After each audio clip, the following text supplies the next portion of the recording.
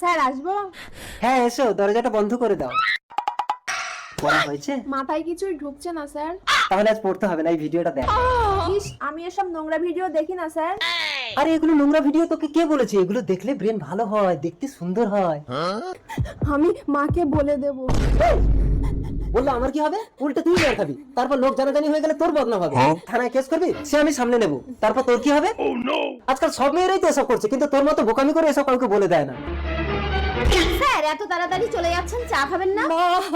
কি হয়েছে রে তন্দ্রা, মা তুই কাঁদছিস কেন? কি সর্বনাশ হলো আমার। এই কি হয়েছে? তোমরা মা মেয়ে কাঁদছো কেন?